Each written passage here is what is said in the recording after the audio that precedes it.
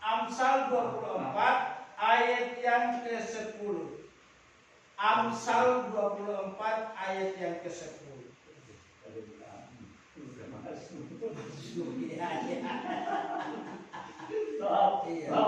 Ini untung suara saya juga tidak kencang, kalau tidak masih bertolak belakang. Amsal 24 ayat yang ke-10. 1, 2, 3. Jika engkau tawar hati pada masa kesesakan, kecillah kekuatanmu. Sekali lagi, 1, 2, 3. Jika engkau tawar hati pada masa kesesakan, kecillah kekuatanmu. Katakan amin. Amin. Silakan duduk. Jadi Amsal berkata, jika kita tawar hati pada masa kesesakan, kecillah kekuatan kita. Bapak Ibu, saudara dikasihi oleh Tuhan, setiap kita pasti kita mengalami yang namanya kesusahan, kita mengalami yang namanya penderitaan, kita mengalami kesesakan. Amin. Amin. Kesusahan, penderitaan itu ada dua faktornya. Faktor yang pertama adalah faktor dari luar. Orang tidak senang dengan kita, orang mau mengintimidasi kita, orang mau menghancurkan kita, orang mau membuat kita susah. Itu faktor dari luar. Yang lebih parah lagi, iblis mau menghancurkan saudara dan saya. Dengan demikian dia mendatangkan segala tipu muslihatnya untuk mau menghantui kita. Supaya apa? Supaya kita ini hancur. Karena iblis itu dia punya tujuan mencuri, membunuh, dan membinasakan.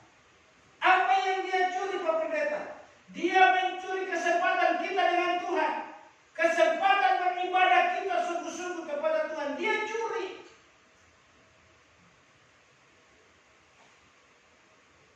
Apalagi yang dia curi? Dia curi iman kita.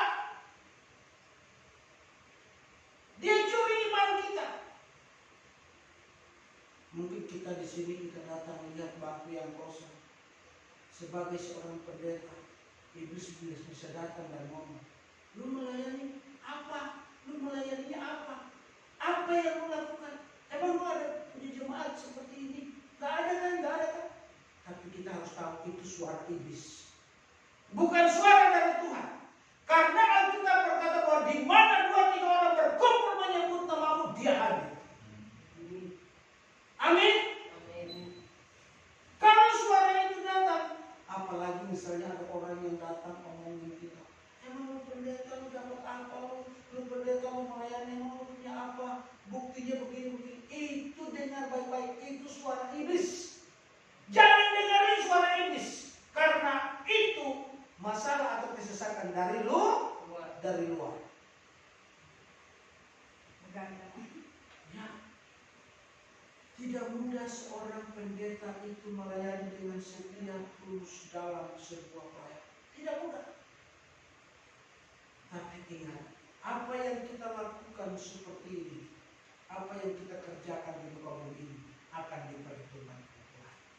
Amin. Manusia saja ini saudara, manusia saja. Kalau kita lakukan sesuatu yang baik, pasti dihargai kita, pasti dihormati kita. Contoh, kita kerja nih. Kita kerja di suatu kantor bagus, pasti kan kita dapat bonus, kita dapat cuan, kita dapat begini, bos perhatikan kita. Manusia saja bisa begitu, apalagi Tuhan. Amin. Apalagi Tuhan. Kok Pak Pendeta punya Tuhan? Ya iya, you punya uang banyak, punya penghasilan luar biasa. Tapi kalau Tuhan pencet hidungmu sepak, ayo masuk rumah sakit loh. Tuhan dijitak dari galau aja nih, Pak, lu masuk rumah sakit, duit habis lo, terakhir mati. Tapi kita ini diberi kesempatan yang sangat luar biasa. Itu tantangan dari luar, yang dari iblis. Dia mencuri, membunuh apa? Membunuh iman kita, membunuh setia kita, membunuh ketekunan kita, membunuh membunuh hubungan kita dengan Tuhan, supaya kita tidak melayani lagi, supaya kita tidak beribadah lagi. Ngapain berdoa? Dia mulai membunuh iman kita. Setelah dia membunuh apa? Binasa. Binasa itu apa? Masuk dalam neraka yang kekal. Itu tantangan dari luar. Dari dalam, kita kan nggak bisa melarang orang mengejek kita, betul tidak? Kita nggak bisa larang tuh orang ejek kita. Ada yang ejek kita nggak? Ada. Kita tidak bisa melarang orang fitnah kita. Kita tidak bisa melarang orang benci kita. Tapi kita punya hak untuk tidak memarahi dia. Kita punya hak untuk tidak membenci dia. Bahkan kita bisa berdoa seperti Tuhan Yesus. Ketika dia disalibkan, dia katakan, ampunilah mereka sebab mereka tidak tahu apa yang mereka perbuat. Kita punya hak. 1 Yohanes 4 ayat yang keempat itu dikatakan begini, roh yang ada di dalam kamu itu lebih besar dari setiap roh yang ada di dunia ini. Roh yang Tuhan taruh di dalam dirimu itu lebih besar dari setiap roh yang ada di dunia ini. Berarti saudara, ada roh Tuhan yang ada di dalam hidup kita, sehingga kita bisa mempunyai kekuatan, kemampuan untuk mengatasi persoalan yang dari dalam maupun dari luar. Kenapa? Ada roh Tuhan di dalam hidup kita. Ada orang merasa, enggak kok, gue gak punya roh Tuhan. Kenapa? Karena gue gak berbahasa roh. Kenapa? Karena gue tidak mengalami yang namanya gemetar-gemetar itu. Ada roh Tuhan yang Tuhan taruh di dalam diri kita masing-masing. Yang menjadi persoalan, kita aktifkan tidak roh Tuhan itu. Seperti kita suami istri, coba istri kita tidak ngomong sama kita, atau kita gak ngomong sama istri kita, sama saja dengan kita tuh patung. Sama saja dengan kita tuh patung. Tahu patung? Patung bisa ngomong nggak? Enggak. Tapi kita sembah nggak? Ada yang sembah patung. Padahal patung nggak bisa ngomong loh. Nggak ada kepalanya lagi. Iya. Seperti itu juga. Roh yang ada di dalam diri kita ini, saudara, kita harus ajak untuk berbicara. Ajak dia berbicara itu gimana Pak Pendeta? Baca firman, itu kita sedang mengajak Roh Kudus untuk berbicara. Berdoa, itu kita sedang mengajak Roh Kudus untuk berbicara.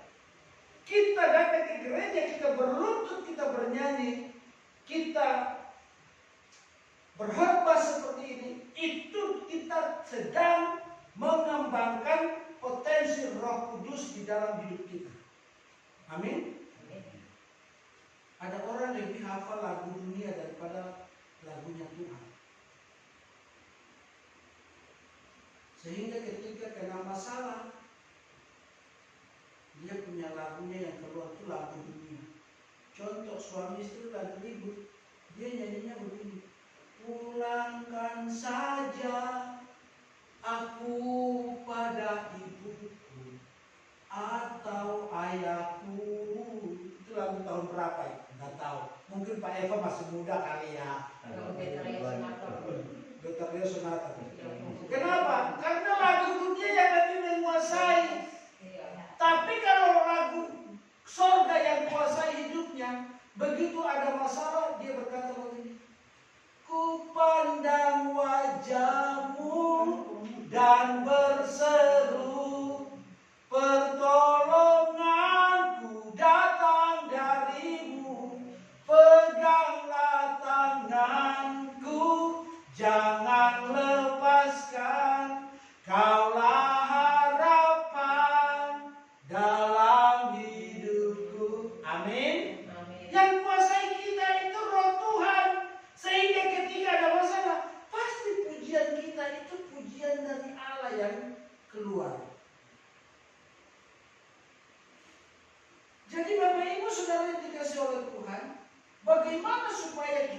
tawar hati.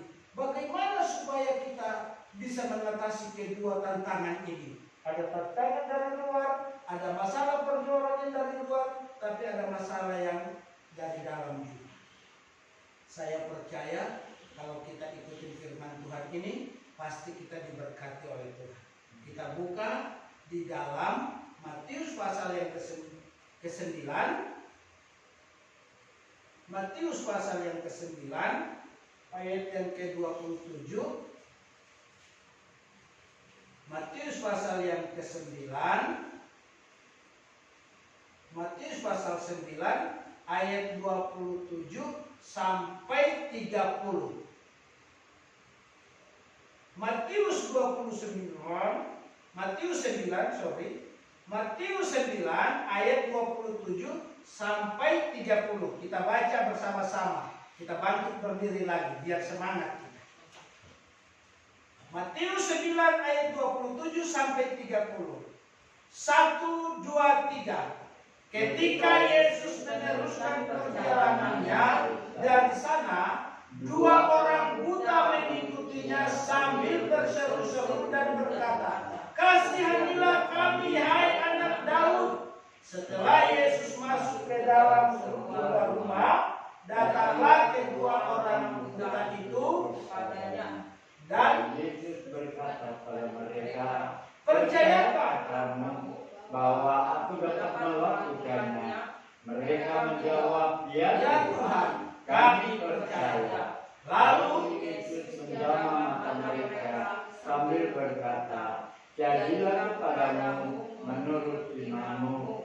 Maka mereka mata mereka, dan Yesus pun dengan tegas berpesan kepada mereka, katanya, "Jagalah saya jangan seorang pun mengetahui hal ini." Amin. Silakan duduk. Bagaimana caranya supaya kita tidak tawar hati dalam masa kesesakan atau dalam menghadapi kedua lini atau masalah yang terjadi, baik masalah dari luar maupun dari dalam? Yang pertama, saudara yang dikasihi oleh Tuhan, kita harus berseru kepada Tuhan dengan apa? Dengan iman kita. Amin. Ada orang berdoa tapi tidak punya iman. Ada orang berseru, "Tuhan, Tuhan," tapi tidak punya iman. Orang buta ini datang kepada Yesus dan berkata begini, "Tuhan, sembuhkan kami. Tuhan, sembuhkan kami." Yesus bertanya kepada mereka, "Percayakah kamu bahwa saya sanggup melakukan itu? Saya dapat melakukan itu?" Mereka bilang apa? "Kami percaya."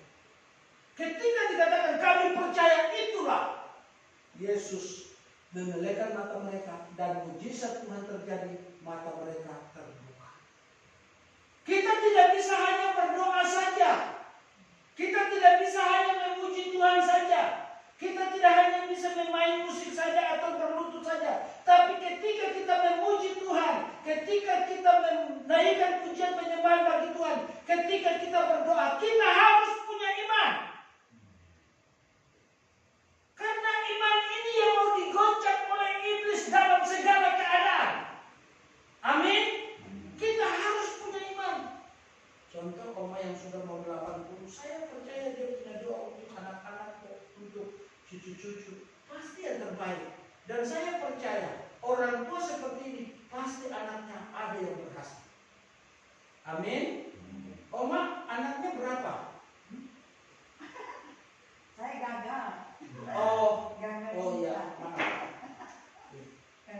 Tapi dalam kehidupan ini, saudara, kalau kita berdoa, kita beriman, pasti Tuhan berikan keberhasilan. Apa yang menjadi pergumulan kita? Tuhan, saya mau supaya anak-anak saya berhasil. Kalau kita beriman, meskipun kita susah, anak-anak kita bisa berhasil. Tuhan, saya mau supaya gerejaku bertumbuh. Kita beriman sungguh-sungguh, pasti gereja kita bisa bertumbuh. Tuhan, pakai sisa hidup saya untuk melayani sampai akhir. Tuhan akan berhati. Mungkin di sini kita tidak melihat harta benda yang melimpah dalam kehidupan kita, tapi pemeliharaan Tuhan cukup. Dan ketika Tuhan panggil kita, Tuhan berkata, marilah kepada hamba yang setia, aku menyediakan tempat bagimu. Amin. Jadi ketika kita tawar hati, bagaimana supaya kita tidak tawar hati lagi? Kita harus berdoa, kita harus berseru kepada Tuhan, tetapi kita harus beriman. Apa yang kita kerjakan, apa yang kita lakukan, kita harus beriman bahwa Tuhan sanggup melakukan itu, maka itu akan terjadi dalam kehidupan kita. Belajar seperti orang buta ini. Dua orang buta ini, mereka sungguh-sungguh bukan hanya berseru kepada Tuhan, bukan hanya mereka meminta pertolongan kepada Tuhan, tapi ketika Yesus bertanya, percayakah engkau bahwa aku dapat melakukannya? Mereka katakan, aku percaya. Saudara, lakukan sesuatu pun, apa yang kita doakan, apa yang kita minta, apa yang kita mohon kepada Tuhan, apa yang kita sampaikan kepada Tuhan, kita harus beriman bahwa Tuhan sanggup melakukan itu. Kalau orang tidak punya iman, saudara, mujizat tidak terjadi. Dia berdoa bertahun-tahun, dia berdoa terus-menerus. Kenapa ya? Orang lain itu begini ya, orang lain begitu buat tidak ya? Karena kita ini kurang percaya, kita kurang iman. Tapi saya percaya bahwa mulai hari ini dan seterusnya, kalau kita berdoa dan kita beriman kepada Tuhan, kita memohon kepada Tuhan dan kita beriman bahwa Tuhan sanggup melakukannya, Tuhan bisa mengubah segala-galanya dalam hidup kita. Amin. Amin Bapak Ibu. Saya percaya yang tidak mampu juga Tuhan bisa mampukan untuk melakukan perkara-perkara besar.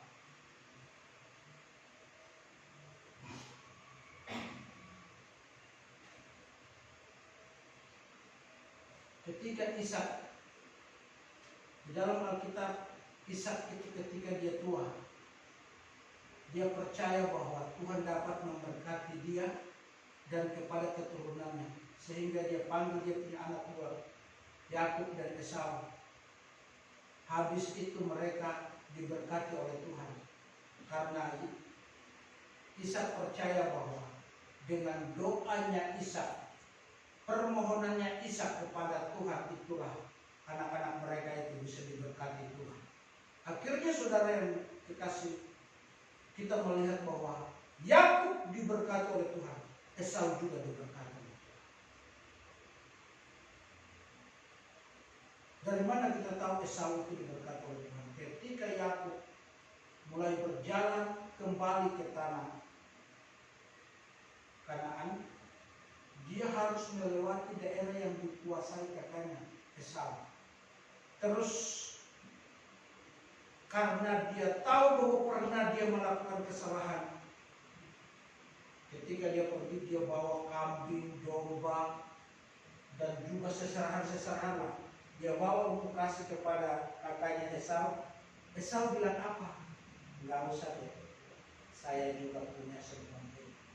Berarti bukan Yakub saja diberkati oleh Tuhan, tapi Esau juga. Jadi kalau kita berdoa, kita percaya, kita beriman kepada Tuhan, pasti mujizat Tuhan terjadi. Apa itu Pak Pendeta mujizat Tuhan? Mujizat Tuhan adalah sesuatu yang kita tidak bisa lakukan, kita tidak bisa kerjakan, manusia tidak bisa kerjakan, tetapi Tuhan lakukan bagi orang yang mengasihi Tuhan. Amin. Orang bisa tolong kita dalam kesusahan, Tuhan. Orang bisa tolong kita dalam keadaan apapun. Bisa. Tuhan bisa kirim orang untuk menolong kita. Mungkin kita di jalan ban mobil kita bisa pecah, Tuhan bisa kirim orang. Atau mungkin ban motor kita pecah, atau kita lagi dorong mobil, orang bisa kasih beneran sini saya bantu dorong. Bisa seperti itu. Dan itu karena Tuhan sayang sama kita. Karena apa? Apa yang kita berdoa, apa yang kita iman, ini yang terjadi.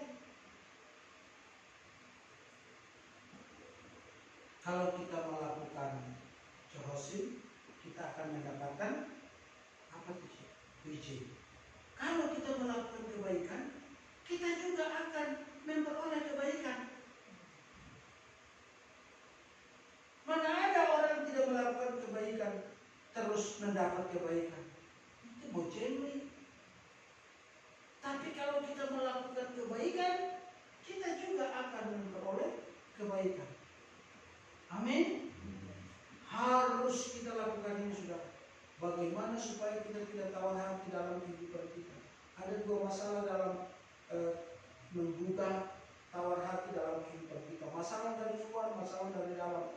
Tetapi yang harus kita lakukan dalam hidup ini, kita harus berseru kepada Tuhan, kita harus berdoa kepada Tuhan, tapi kita harus percaya, kita harus punya iman bahwa Tuhan sanggup melakukan perkara besar. Apa yang sekarang menjadi doa Bapak Ibu? Apa yang menjadi pergumulan kita?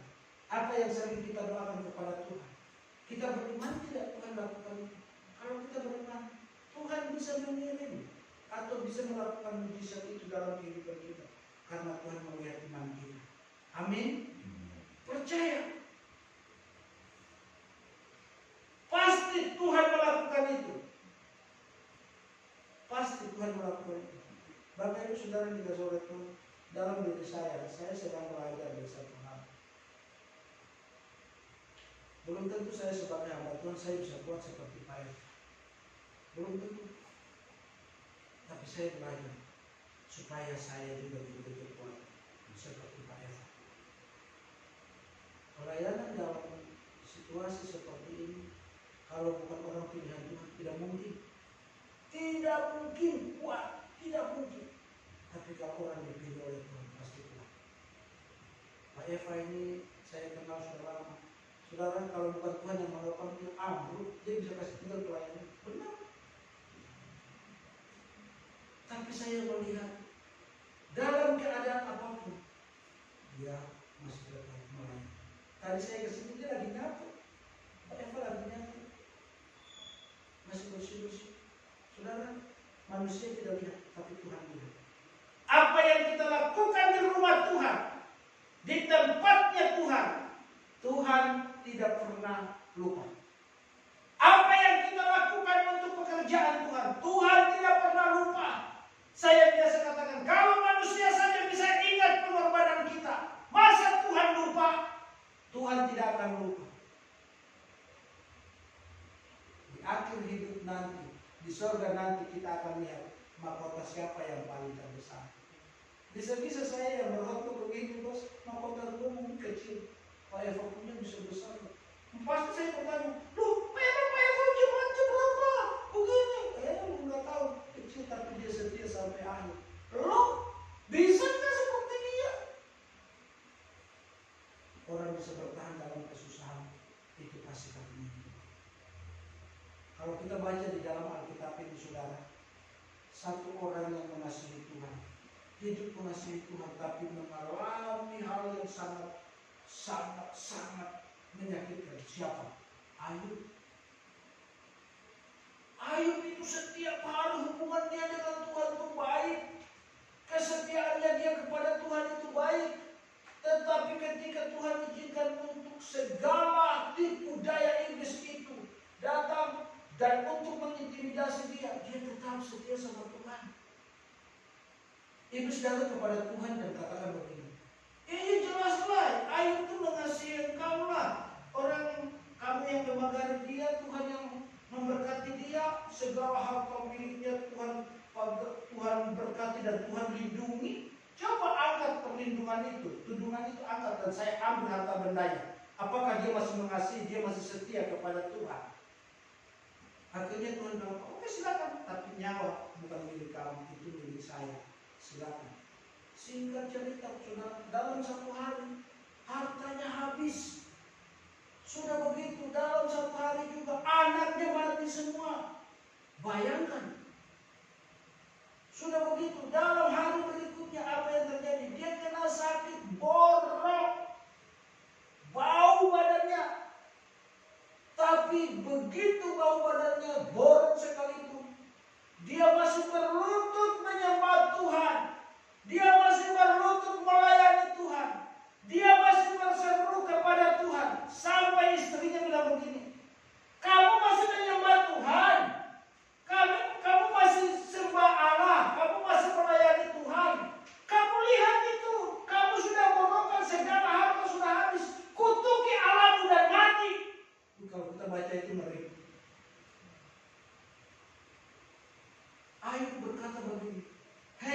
perempuan gila.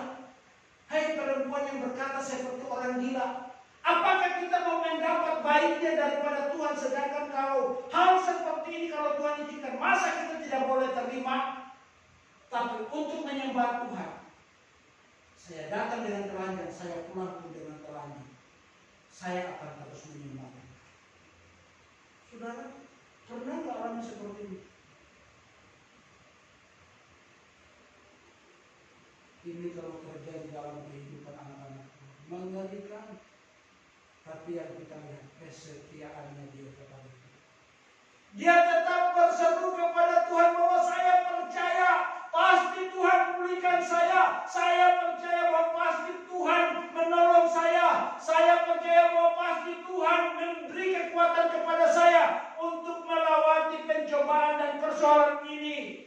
Dan di ayat yang terakhir dari Ayub itu, Tuhan memulihkan keadaannya. Tuhan memberkati dia dari 6.000 menjadi 12.000, dari 7.000 menjadi 14.000, dari yang 10.000 menjadi 20.000. Tuhan lipat gandakan 2 kali lipat berkat Tuhan dalam kehidupannya ketika proses imannya itu terjadi. Saudara dikasih oleh Tuhan, dalam hidup ini kita harus berseru, kita harus beriman kepada Tuhan. Meskipun kita susah, tapi jangan tinggalkan Tuhan.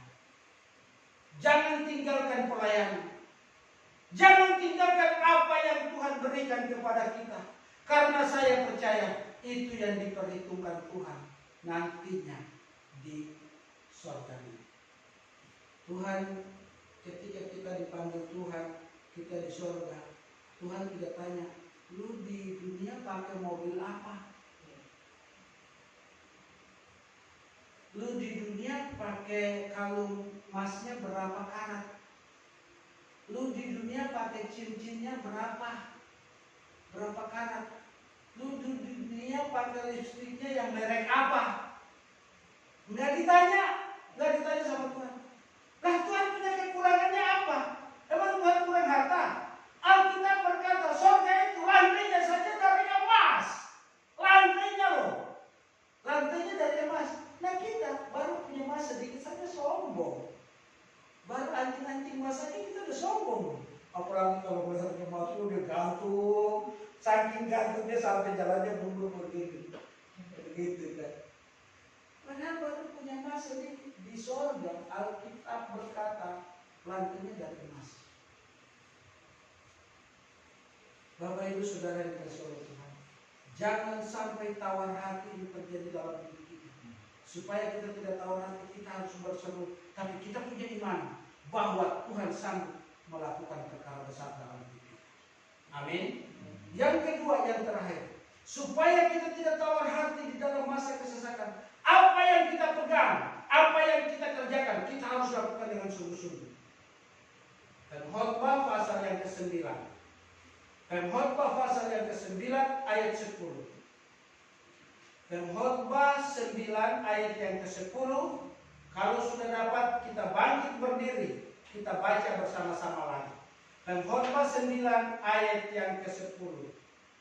Pengkhotbah 9 ayat yang ke-10. Sudah dapat, katakan amin. Amin. Kita baca bersama-sama 1, 2, 3. Segala sesuatu yang dijumpai tanganmu untuk dikerjakan, kerjakanlah itu sekuat tenagamu, karena tak ada pekerjaan, pertimbangan, pengetahuan, dan hikmat dalam dunia orang mati. Kemana engkau akan pergi? Silakan.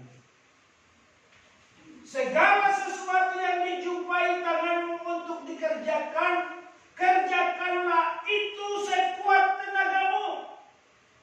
Karena tak ada pekerjaan, pertimbangan, pengetahuan, hikmat dalam dunia orang mati. Artinya begini saudara, selagi kita hidup ini adalah kesempatan. Orang sudah mati nggak ada kesempatannya. Jangan kita ini dibohongin. Udah lu pergi berdoa buat engkau lu supaya engkau masuk surga.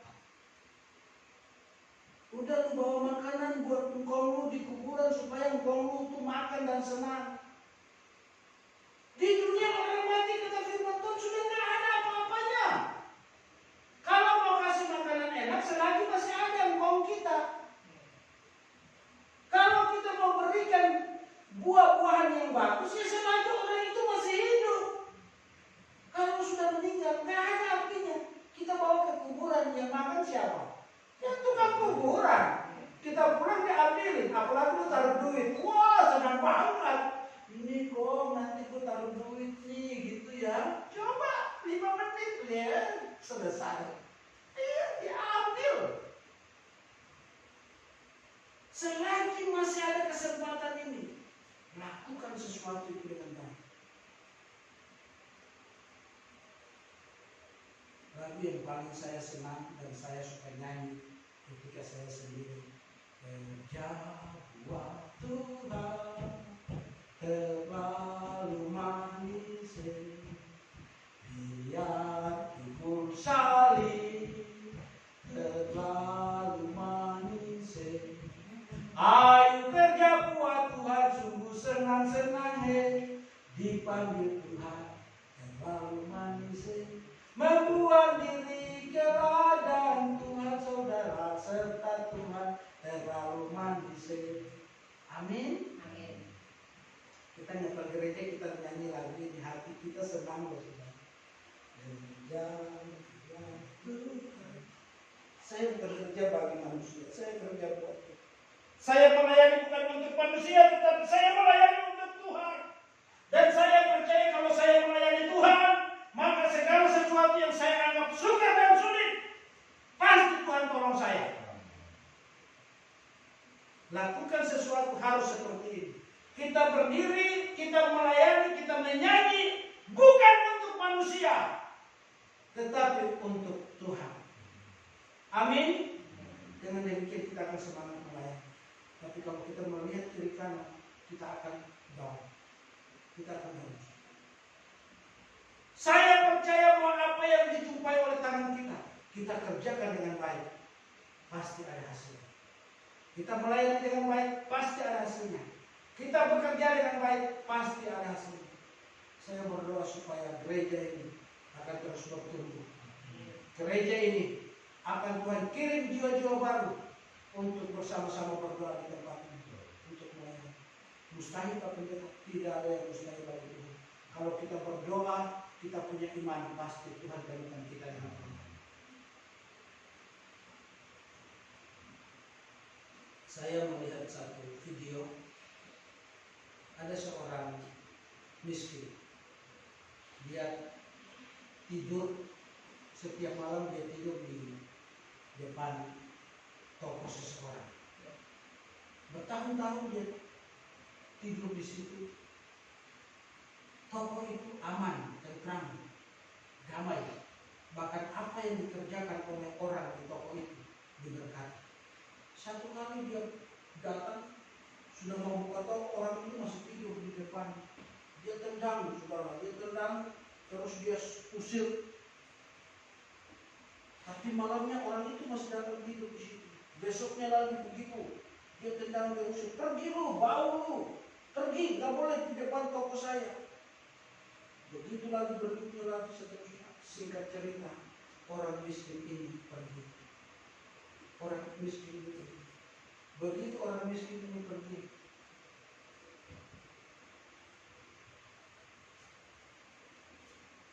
besok malamnya maling masuk ke toko itu, rusakin tokonya, habis semua barang-barangnya, semua dicuri, semua diambil, tokonya jadi kosong dan dia menjadi bangkrut.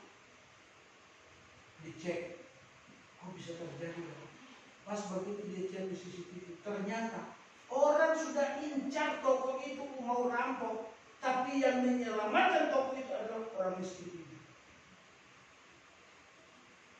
Begitu orang berdatang, dia pasang badan, dia yang ribut, dia yang ambil batu timpuk orang. Tapi kan yang punya toko nggak tahu. Pikirnya tuh,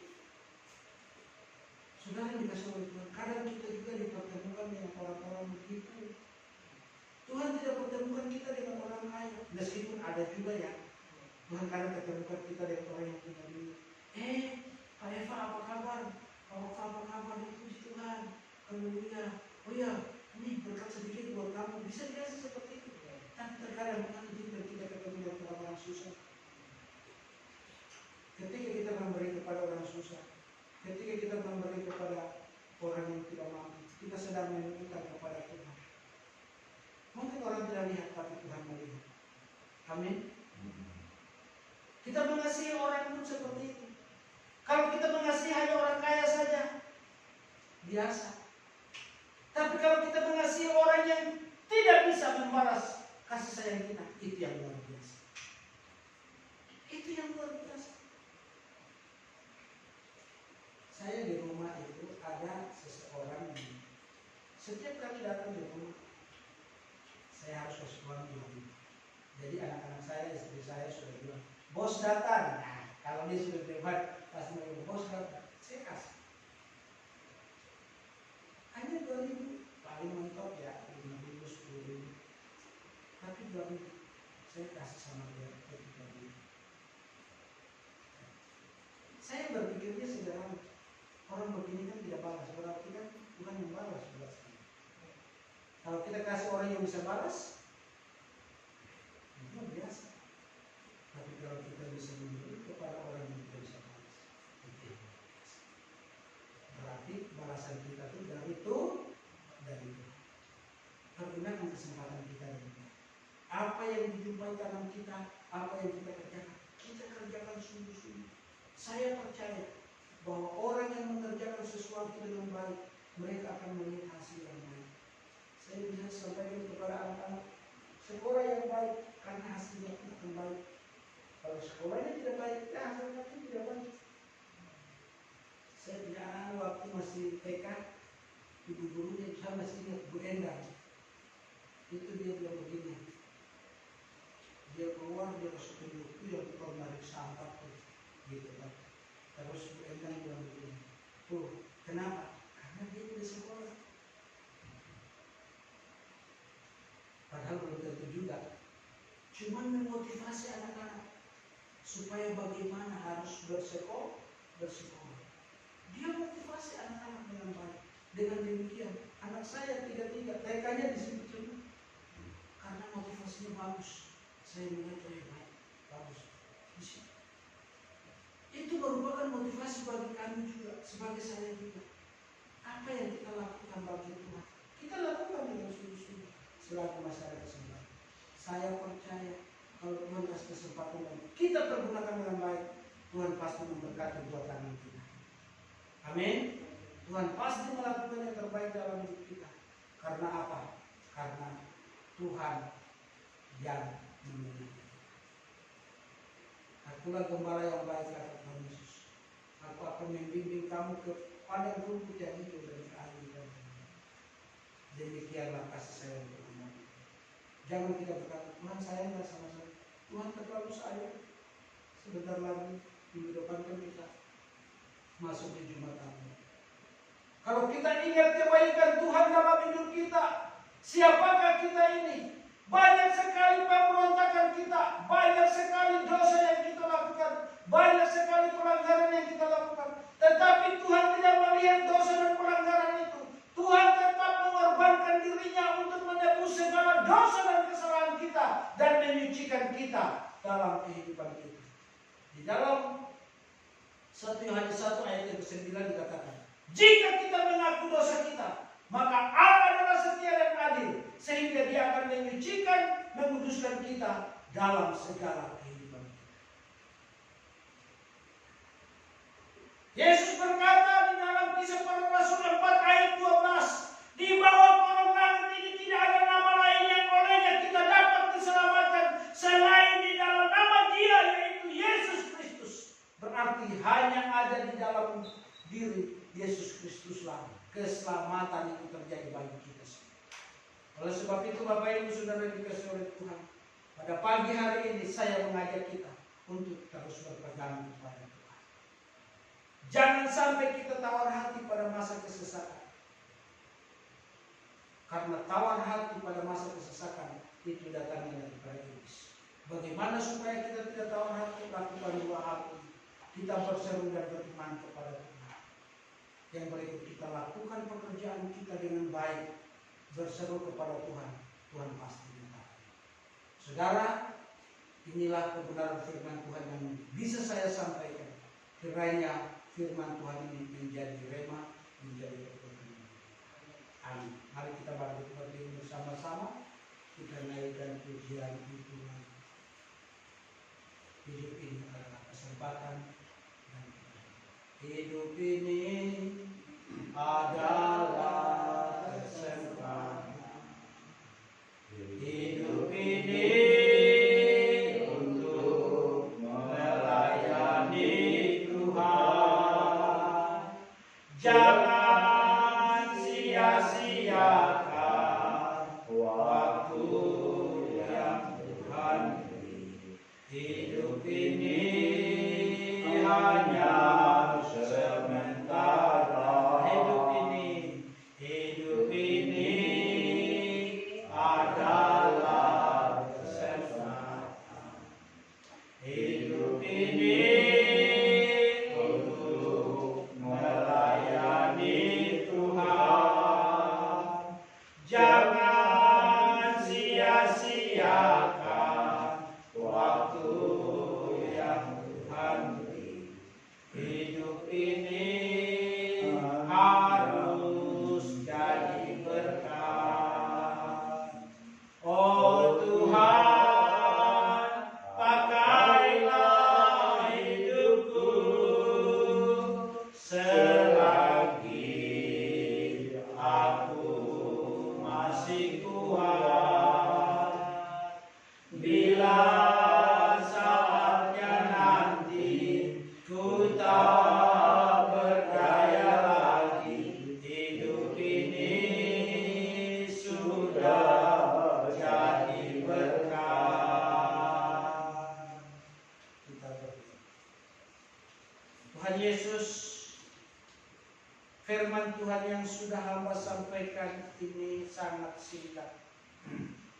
Tetapi kami percaya bahwa Roh Kudus ada di tengah-tengah kami, dan Roh Kudus akan mengambil alih semuanya itu, menerangkan semuanya itu di dalam hati kami lagi, dan terus memulihkan kehidupan kami, supaya kami tidak tawar hati dalam masa kesesatan. Karena kami punya Tuhan, kami punya Allah yang hebat, yang selalu turun tangan kepada kami ketika kami berseru dan kami beriman kepada Tuhan. Ketika kami melakukan bagian kami dengan baik, kami percaya Tuhan melakukan bagian Tuhan dengan luar biasa bagi kita. Hamba tetap berdoa, Tuhan memberkati Pak Eva dan istrinya, jemaat Tuhan di tempat ini pun Tuhan terus berkati. Kalau saat ini jemaat-jemaat ada yang sakit, kami minta dalam nama Yesus Tuhan sembuhkan. Kalau ada yang lemah, Tuhan kuatkan. Mereka yang putus asa, Tuhan berikan pengharapan yang baru. Mereka yang terikat pun Tuhan lepaskan di dalam nama Yesus. Terima kasih Tuhan, terima kasih. Hamba selesai berbicara, tetapi Roh Kudus terus berbicara kepada setiap kami, supaya kami mengerti, kami melakukan dalam kehidupan kami, sehingga kami semua melihat pertolongan dan mujizat Allah dalam hidup kami. Terima kasih Tuhan, di dalam nama Yesus. Haleluya. Amin. Saya kepada kompetensi atau kepada Tuhan memberkati.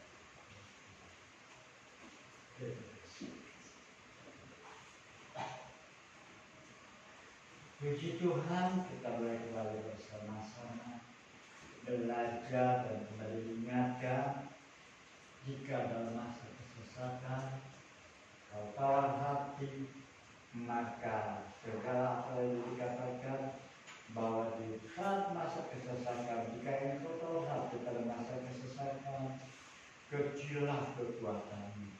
Sebab itu firman Allah mengajarkan kita untuk selalu berseru dan dekat kepada Dia, dan kemurahan Dia senantiasa menopang kehidupan kita. Kita kiranya ibadah kita sama-sama ikut berdiri di dalam kepujian kita. Kemurahan-Mu lebih dari kemurahan-Mu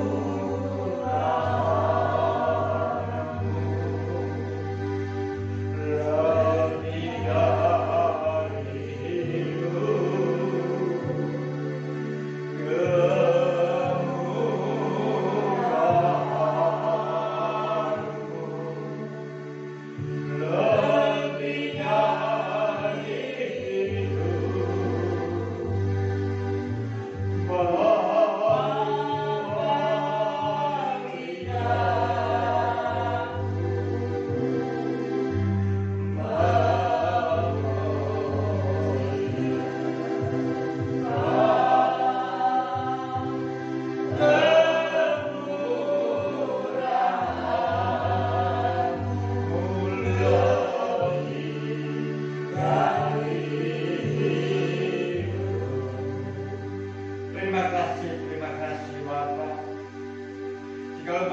hati Bapa, kita belajar dengan firman-Mu, dan semakin Bapa dalam saat kesesakan sekalipun, maka supaya kami jangan hilang kekuatan kami, maka biar terus boleh berseru kepada Tuhan, kami boleh mendapat kekuatan, pertolongan daripada-Mu.